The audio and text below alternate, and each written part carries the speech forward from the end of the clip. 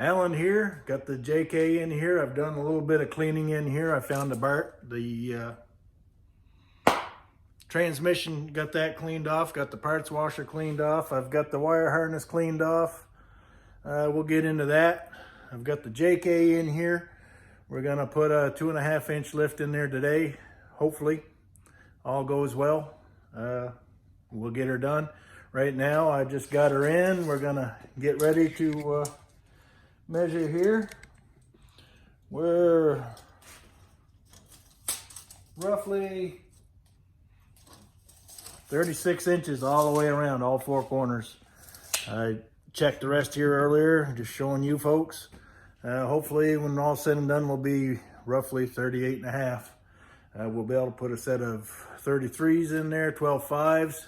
Won't affect the performance that much. It'll slow the speedometer down about 2-3 miles an hour from what I understand. We'll be putting a set of all-terrains on it eventually. Right now we're just gonna run the stock tires and everything on there until I can afford the thing in there, but we're gonna get that lift installed today. I could run 35s without much issues. If you don't, depending on what your plan on obviously is for the Jeep. If you wanna run hardcore off-road, then you're not going to want to put 35s on a 2.5 inch lift. You're going to want to go a little higher just for articulation factor, so you're not rubbing on anything. There are people out there running 35s on a stock suspension, pretty much just for looks. Run it on the road, you won't have much issues. But with a set of 33s, I should be able to get a little more articulation in there. Plus, it's going to be less cost for the tires overall. So that's what we're looking at. It's a daily driver, and it's going to be occasional off-road use, getting off the trail and doing some stuff. So 33 should be fine for me with a good set of all-terrains. Should be fine. So I'll switch you off. We'll get her back up in the air, get these rims off, and we'll go from there. Keep posted. Hey guys, Alan here again. Just a quick update. We've got the wheels off. You can see the spring is missing. My shock is just hanging here by the top nut. I'll take that out here in a minute. Just wanted to bring you up to date. I've gone around, I've blown off all the key areas here. We got the sway bar bottom bolt disconnected, the bottom bolt on the shock, then the axle dropped. And there's 4 steps in the instructions on rough country. They neglected to disconnect your brake lines and things in there. Recommended you do that because when I took this bottom shock bolt out, it dropped. And it wasn't gentle neither. It scared crap out of me. And I ended up grabbing a piece of PCV pipe and jack, whatever it worked, support the axle up a little bit so I could get these lines loosened up take some of that pressure off of there. So now it's off of there. I can go ahead and be able to remove that spring. Now it's just getting this one off and then reverse, putting in the new spring, putting in the shock, setting it down. We'll try to get the bolts back together, but it says it's easier under its own weight to get these bolts back in on the sway bars. So that's what we're gonna do. If I need to,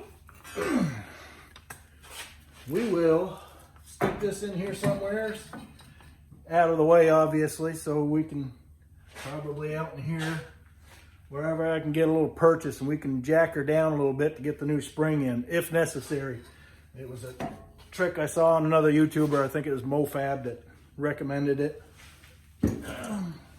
I should have known obviously to disconnect that. Lessons learned, little tidbit for you if you're just following along there with their instructions, or if you just read through it real quick. It will happen. Now it is freestanding, but there's nothing there. I think they do recommend, I think MoFab had recommended loosening a couple of these to allow this to swing down a little bit more. Easier for the jack, but I don't see where the jack wouldn't do it, and it's not in the instructions. It's just a 4-step. So pretty simple. I popped the hood, saw if I could come down from the hood engine bay to get in here to get that nut off, and it doesn't look, it looks like it's kind of fight me there to try and get that nut in there. Could be a bit of a bear. We'll see what happens. There's not much room, access to it to get in through there, just a little hole. Probably same old song and dance. You're always gonna find something that fights you.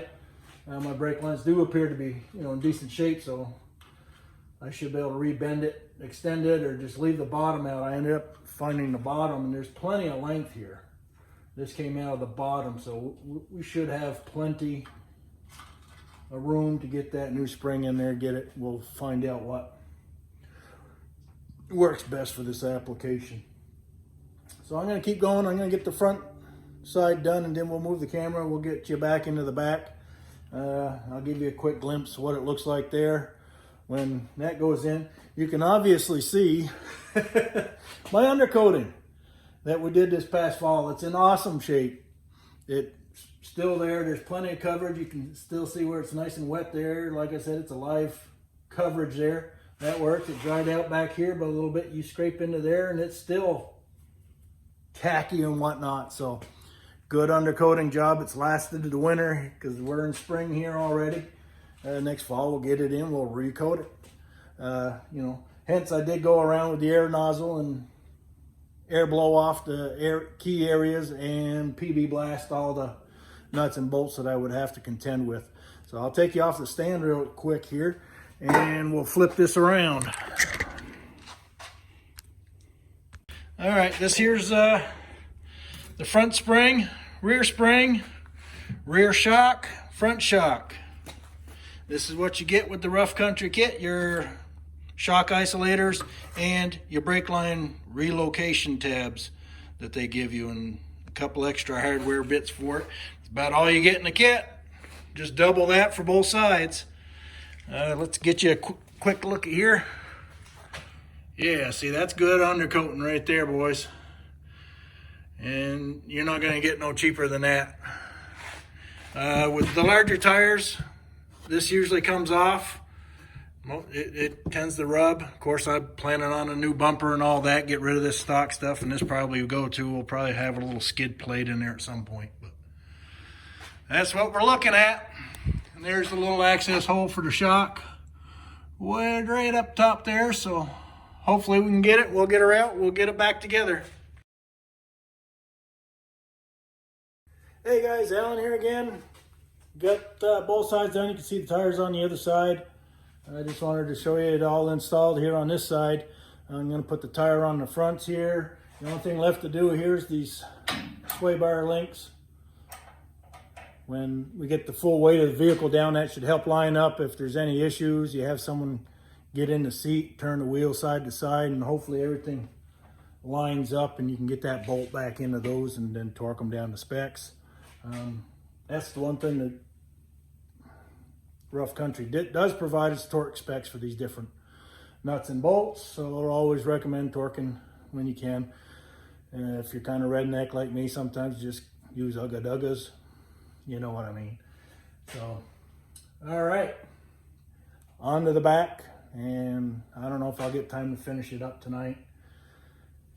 The top of this passenger side was a bear. The other side went fairly quick and easy.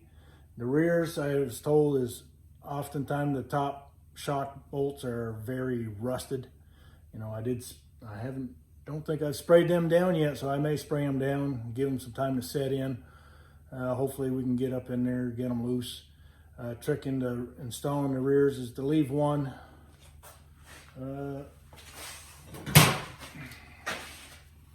leave the one closest to the frame loose enough to slide the top of this shock in, and then put your bolt up into the other one. Get it started, tighten them down, then move down to your bottom. So that's where we're headed next. We're going to do the rears and get the front buttoned up. And like I said, we'll move the camera, get you back there. We'll show you what we're looking at. All right, guys, we're set up here in the rear. We'll get after the shock, spring, and this control sway bar lower link. We're gonna take that all apart. We're gonna support it. We've got the brake line loosened up so we can hang everything down. We'll put a jack here. I haven't showed you, but I've been using a PVC pipe as my axle jack stand. Don't do that. If you've got a pole jack or whatever, you know, something a little more rugged, but I've got a stout piece of, it's not load bearing, and I'm just using it enough to secure it, keep it from dropping too far. I'm not really putting any weight. I don't want to jack up on it enough to obviously take it and slip off the jack, the lift here. So if you see a big piece of PVC pipe, that's what it's for. It's just to aid me in installation. Maybe I can, you know, pump the jack back up, get the spring seated in, get my new bolt in through here. Other than that, with the sway bar links, we'll have weight on there to get it lined up, whatever it's going to take. I don't want to drop it off the lift, being the main concern, but you do what you have to do. I ended up finding a little 6-ton bottleneck jack that will get up in here, and we'll get enough room for the spring get in, get the spring in and out. Well, we'll get it apart, get it back together, get you back on, and show you what it looks like.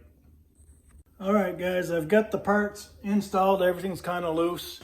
The one bolt, I took the 2 top bolts out of the shock. I put one back in, got the shock hung in there to hold it in place. Then I was able to, you know, take them out, and I seize them because the rust up there is a bear. It's a common problem with these Jeeps. Apparently, you got to get in there and cut. If you get them out, put some in. Do yourself a favor. If you ever plan on replacing the shocks at some point in your life, anti-seize them so you can get them back out next time around. Now, what you can see here is I've got my little PVC pipe. It's on the floor jack because I'm up on the lift, and all I want to do is jack it up enough to get these 2 holes to line up while watching, make sure I'm not pulling the frame up off my lift so I dump my Jeep off the lift, which would be a very bad thing. But other than that, this side went fairly easy.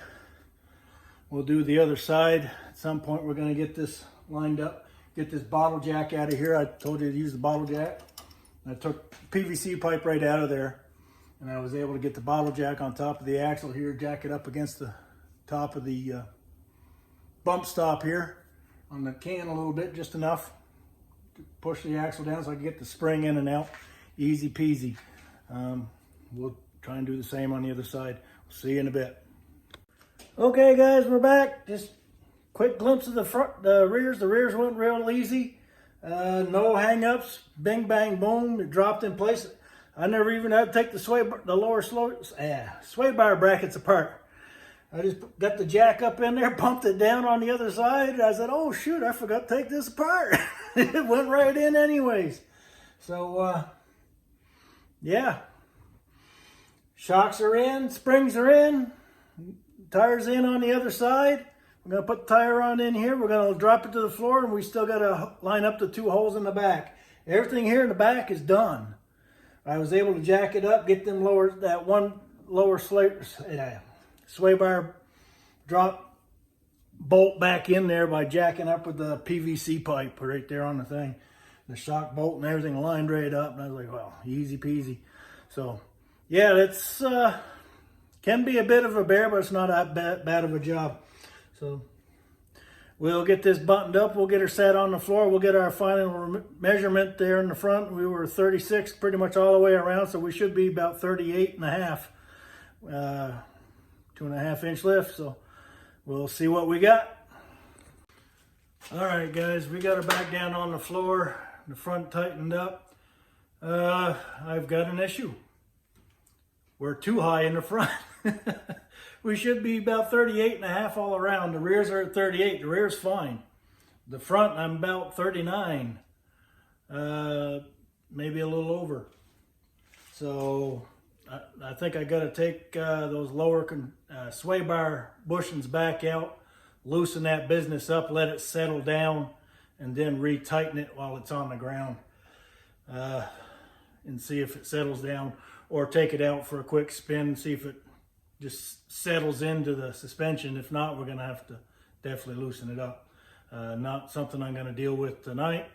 I'm going to go in, get showered up. I got to go back to work tomorrow. So we'll see you then. We'll let you know what happens.